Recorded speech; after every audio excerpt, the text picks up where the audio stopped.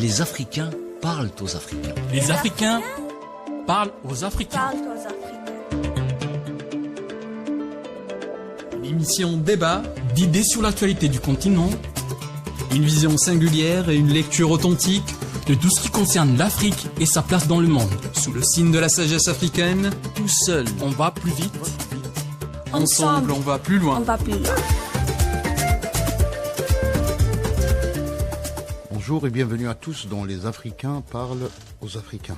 Nous allons évoquer aujourd'hui la première guerre mondiale et les Africains. Selon les historiens, dans les mois qui suivent la déclaration de guerre en 1914, des centaines de milliers de soldats sont recrutés en Afrique, envoyés directement sur le front. Je vais vous donner quelques chiffres. Ils sont 270 000 maghrébins, 180 000 d'Afrique de l'Ouest, 40 000 du Madagascar. Des dizaines de milliers sont expédiés également dans les métropoles occidentales pour travailler dans les usines, pour mobiliser les Africains à participer à l'effort d'une guerre qui ne les concerne pas. La France charge le député Blaise Diagne, proche de Georges Clemenceau à l'époque, président du Conseil. Diagne va recruter, lui seul, 77 000 soldats. Les Britanniques, de leur côté, mobilisent 16 000 hommes dans le West Indian Regiment, 180 000 dans les Kings African Reliefs et 25 000 d'Afrique du Sud. Aux États-Unis, les recrutements des Afro-descendants s'appuient sur Dubois qui fait campagne pour le recrutement de soldats en 1917. 200 000 sont mobilisés, dont 40 000 sont envoyés combattre sur le front. Je suis désolé pour tous ces chiffres, j'ai donné beaucoup de chiffres, mais parce que pour dire l'importance de la participation des Africains et des Afro-descendants dans un conflit qui ne les concernait pas. Voilà. Pour commencer, moi, ça me tient à cœur parce que je vais commencer par cette histoire parce que ça me tenait à cœur de chercher, de comprendre comment ça s'est passé, surtout en Afrique, parce que les déportations, les recrutements, etc., comment ça s'est passé. J'ai trouvé une histoire qui était rencontrée de génération en génération dans une famille. C'était une famille de fermiers à l'époque. Ils disaient comment ça s'est passé pour recruter. C'est-à-dire que des fois, ils partaient vers le chef-lieu du village et ils demandaient qu'il puisse leur donner, que le chef du lieu du village puisse donner les gaillards qui étaient en forme, les jeunes qui étaient prêts à combattre à l'époque. Mais ce qui s'est passé, c'est-à-dire que dans chaque famille, quand on savait que tu avais un garçon qui est robuste, etc., on venait et on prenait. Mais si on venait vers toi et qu'on ne trouvait pas cet enfant, ce qui s'est passé, c'est-à-dire qu'on prenait ta richesse à toi. C'est-à-dire qu'à l'époque... C'est l'effort de guerre. L'effort de guerre. Donc on prenait, si tu avais des moutons, on prenait tous tes moutons sans te laisser un. C'est-à-dire que on prenait tout. C'est-à-dire que... Ils prenaient le maïs, les céréales. Ils prenaient tout. C'est-à-dire qu'on obligeait les parents, parce que les enfants ne voulaient pas partir à la guerre, parce que c'était dans le monde inconnu. Ils ne voulaient pas partir à la guerre, c'est-à-dire que les enfants fouillaient pour se cacher. Mais ce qu'il faisait en sorte que les parents puissent dénoncer où sont cachés les enfants, parce que sinon, les parents allaient perdre tout ce qui était de leur richesse. Donc les parents, au détriment, ils étaient obligés, regardez, ils étaient obligés de sacrifier son enfant parce qu'il savait que l'enfant va jamais revenir, il savait que l'enfant va être sacrifié, donc il montrait là où était caché l'enfant et l'enfant était déporté, il partait. Et ce qui m'a fait mal, c'est-à-dire que à travers de génération en génération dans cette famille, ils transmettaient en disant les parents, ils avaient un seul regret, c'est pas de savoir où est mort leur fils. Donc savoir que ils sont allés dans une guerre, ils savaient même pas où ces enfants partaient, et dans une guerre qui les appartenait pas, ils savaient même pas les enjeux en rapport avec cette guerre. Ils voyaient juste qu'on venait prendre leurs enfants et on les amenait. Moi, je trouve que c'est un thème qui est très important. C'est un thème qui n'est pas débattu sur les médias actuellement. Donc, il faut savoir que la participation des Africains au niveau de la Première Guerre mondiale a eu des impacts non seulement militaires, mais socio-économiques aussi. Donc, avec tous ces chiffres que vous venez de citer, donc on constate qu'il y a eu une exportation énorme des Africains pour lutter au niveau, aux côtés des puissances européennes. Donc, des centaines de milliers d'Africains ont été recrutés pour servir dans les armées coloniales européennes, notamment par la France et le Royaume-Uni. Non, on a mobilisé les figures de l'époque, c'était des représentants des colonies. C'est pourquoi j'ai parlé de Blaise Diagne, qui était une figure importante dans le mouvement panafricaniste. Il était député du Sénégal, etc.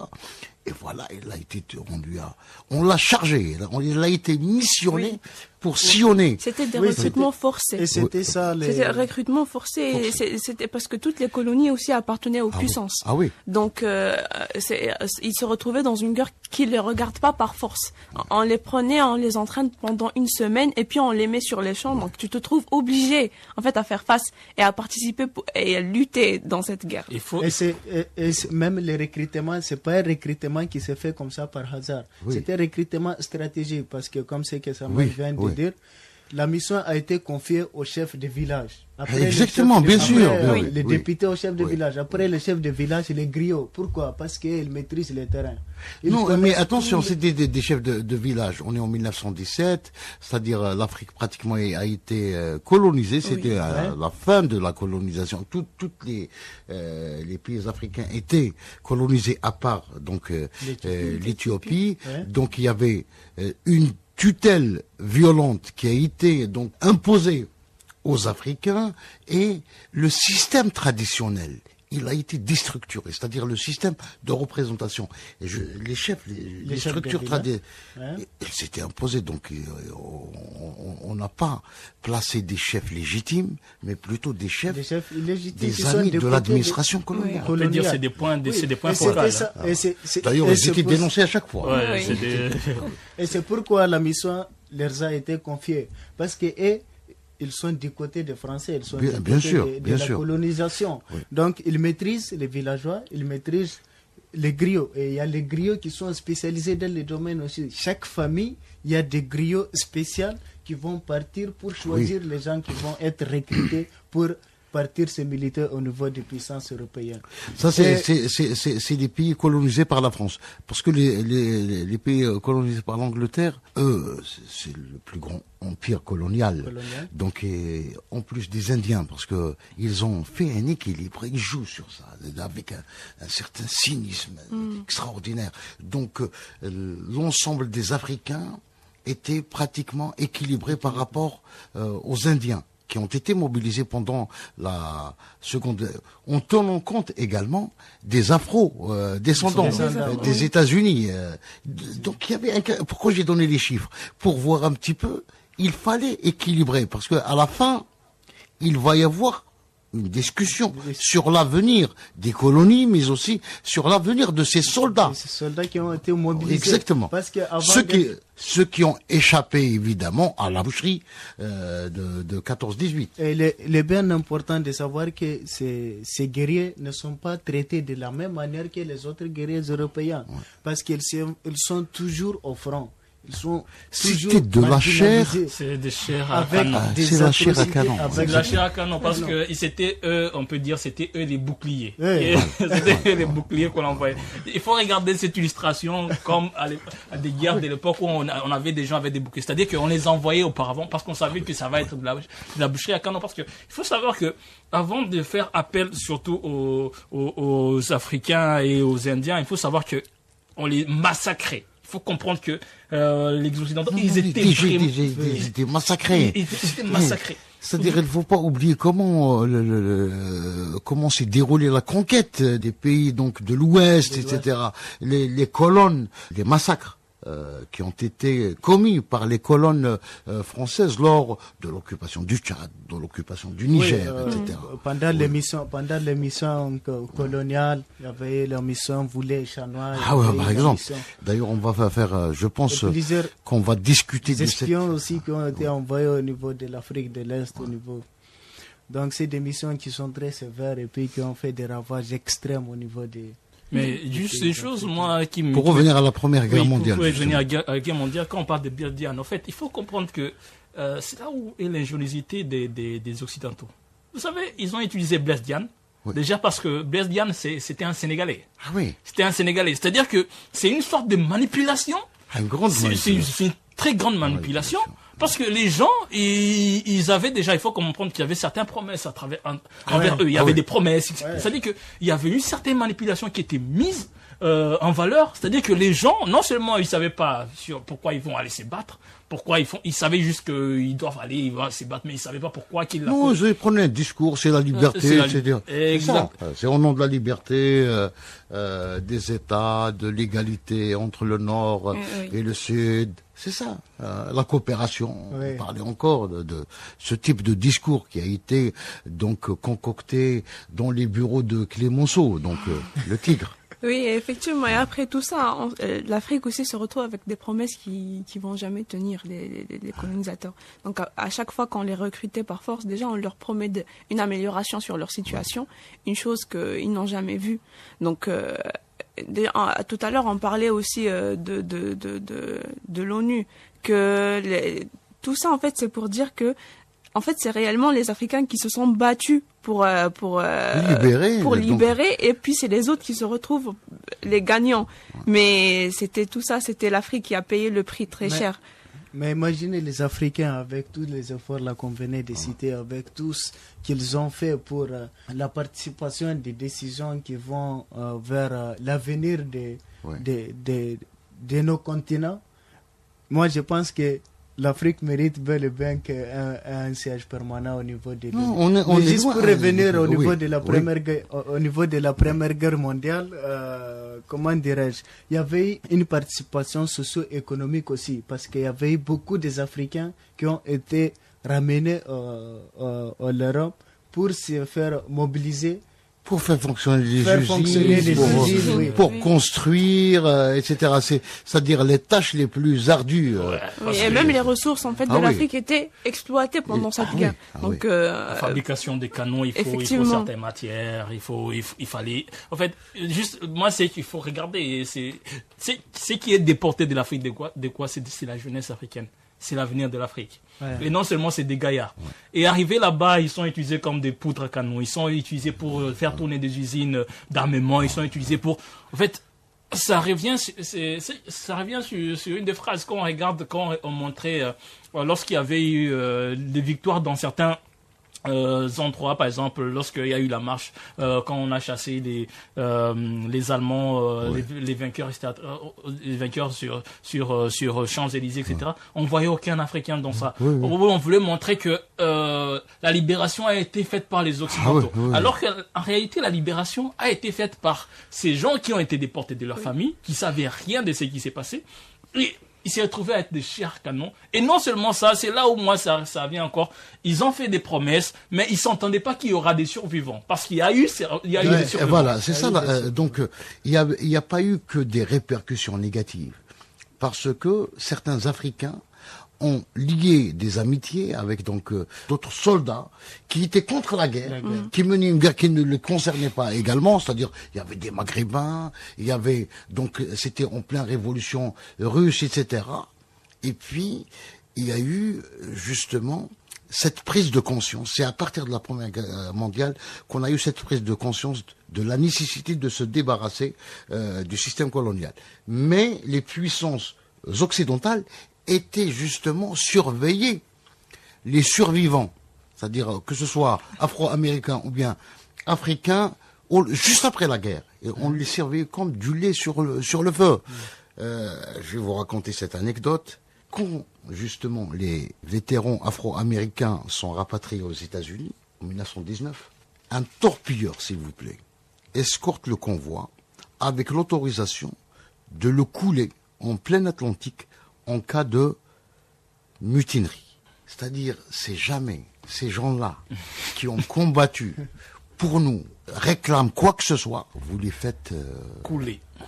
Comme ils ont l'habitude de le faire. Ah oui. Bien sûr, moi je pense que ça a eu des conséquences. Et certains, on les a, non, certains leaders, certains soldats, parce qu'ils se sont imposés, afro-américains notamment, on leur a imposé une sorte de liberté limitée parce que on les surveille, parce qu'on les soupçonne d'être des partisans communistes au lendemain de la Révolution 17. Oui, effectivement. Et ça me rappelle aussi la conférence de 1919, parce que c'est vrai, quand vous avez parlé de conséquences positives, je dirais que ça a permis aussi au panafricanisme de se renforcer de ce côté-là, surtout après la guerre.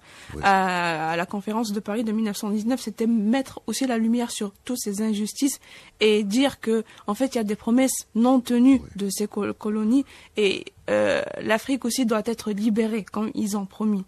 Donc, sur ce côté aussi, ça a joué un rôle très important pour le panafricanisme. C'était. Il y a un esprit pour la prise de conscience qui va donc qui va naître, que ce soit en Europe, mais aussi dans certaines colonies africaines et dans la diaspora, c'est-à-dire aux États-Unis, il va y avoir donc l'émergence d'un certain nombre de personnalités qui vont réclamer au effort l'indépendance de tous les pays africains et la lutte contre le colonialisme. Les Occidentaux, qu'est-ce qu'ils font en 1919? Et on va accorder quand même un poste à la Société des Nations, à l'Afrique, c'est-à-dire à l'Éthiopie. C'était une manière, en quelque sorte, de retarder les réclamations de l'indépendance des pays africains. Moi, je pense que ça a eu des conséquences positives aussi, cette guerre. Parce que, vous savez, la plus pure des colonisations, c'est la colonisation mentale. En ce moment, les Africains, on nous a colonisés mentalement, on nous a colonisés psychologiquement. Parce que en ce moment, si un Africain voit un blanc, je crois que vraiment c'est blanc, c'est une personne qui est supérieure à moi, c'est une personne qui me domine, c'est une personne qui peut me donner des ordres, donc il ne peut pas presque mourir. Certains, ils ont même tendance à dire que ces personnes, les canons ne peuvent pas, comment dirais-je, les balles ne peuvent pas les rentrer et tout.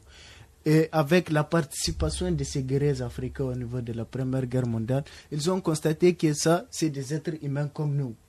C'est des êtres humains qui peuvent être massacrés avec leur civilisation comme nous. Donc ça nécessitait des mentalités nouvelles pour les Africains. Mentalité nouvelle, émergence de personnalités nouvelles. Je pense à Senghor. Vous savez que Senghor était dans les tranchées, par exemple. Et c'est le fait d'avoir côtoyé donc des hommes qui rêvaient d'un monde plus juste, un monde libéré, donc et qu'il va devenir donc le poète qu'il était et l'homme politique également. Pour transmettre le message qui est important pour lui, parce que il faut regarder aussi le contexte qui est important.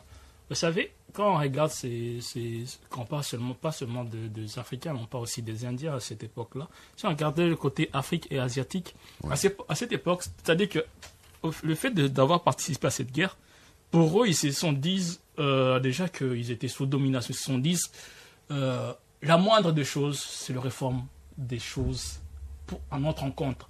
On est venu, on s'est battu pour vous. Donc il doit y avoir certaines réformes. Quand on parle de Thomas Sankara, c'est pour ça qu'il y a eu la naissance de plusieurs leaders à cette époque. Parce que la mentalité est tout autre. C'est-à-dire que la mentalité était du genre, maintenant, on veut cette paix, on veut aussi ces réformes, on veut ce développement, on veut cette cessation. Et surtout que nous voulons aussi une certaine liberté pour nos chers frères qui sont restés là-bas. C'est-à-dire que de leur part, c'est la moindre des choses à faire. C'était la moindre des choses à faire. On s'est battu, on a versé du sang, mais il doit y avoir des réformes. Surtout qu'il y avait des promesses à côté. C'est pour ça, comme Mézor a pu parler, il y a eu une naissance de plusieurs conférences qui ont suivi. C'est-à-dire qu'il y a ces leaders-là qui se sont dit, maintenant, nous devons aussi nous battre pour certaines causes concernant l'Afrique. C'est-à-dire qu'il y a eu ces germes qui ont été sémés, même si à travers le sang, mais il y a eu des germes et on a commencé à voir certaines choses pousser petit à petit, la naissance des grands leaders. Ouais, je dirais que aussi, ça a eu plusieurs répercussions, conséquences négatives plus. Et d'ailleurs, même actuellement, ils n'arrivent même pas à demander pardon à toutes ces nations africaines. Déjà pour les massacres qu'ils ont commis en tant que colonisateurs en Afrique, et aussi pour leur reconnaître la reconnaissance que c'est les Africains aussi qui ont aidé dans leur guerre, dans une guerre qui les concerne pas. Donc je dirais que aussi ça a renforcé le panafricanisme de un, et de deux aussi l'éveil de conscience de tous les Africains à nos jours. Déjà, on voit que l'Afrique, ça avance de ce côté-là, que les leaders africains, en fait, ils sont plus manipulés par les anciens colonisateurs. Et c'est un point positif, en fait, pour l'Afrique. Donc aujourd'hui, je dirais que on est sur la bonne voie quelque part, mais il reste toujours des efforts à fournir de ce côté. Justement, il reste beaucoup d'efforts et ces efforts ne peuvent s'accomplir que par l'unité africaine. Donc il faut tout faire pour qu'on fait la promotion de l'unité africaine. Samuel, on termine avec toi. Pour terminer avec ça, moi j'aimerais rendre hommage aux tirailleurs sénégalais. Et quand on parle des tirailleurs, c'est pas seulement des Sénégalais, il faut préciser. Tous les pays africains pratiquement. Tous les pays voilà, donc il y a eu des nos frères. Parce que ceux qui n'ont pas servi sous les drapeaux français ont servi sous les drapeaux britanniques. Donc, c'est pour ça que moi j'aimerais leur rendre hommage, c'est-à-dire que malgré ce que on a voulu cacher, malgré et tout, mais l'histoire elle est là et tout finit par se savoir. Et nous savons qu'ils étaient des grands hommes. Et ils se sont battus même pour une cause qu'ils ne savaient pas. Il y a des promesses qui les ont été dues. On ne les a pas récompensés à travers ces promesses. Mais toutefois, ils étaient des grands hommes et ils ont fait le bonheur de l'Afrique parce que ça a montré que les Africains sont capables de se défendre et de défendre leurs droits. Parce qu'ils ont accepté de mourir, mais en défendant leurs droits. Je te remercie Samuel, Kizimana, Zohar El-Hayani et Abdallah Issouf. Donc rendez-vous la semaine prochaine, même heure, même station. Excellente journée sur les ondes d'Ifriqiya FM, la voix africaine.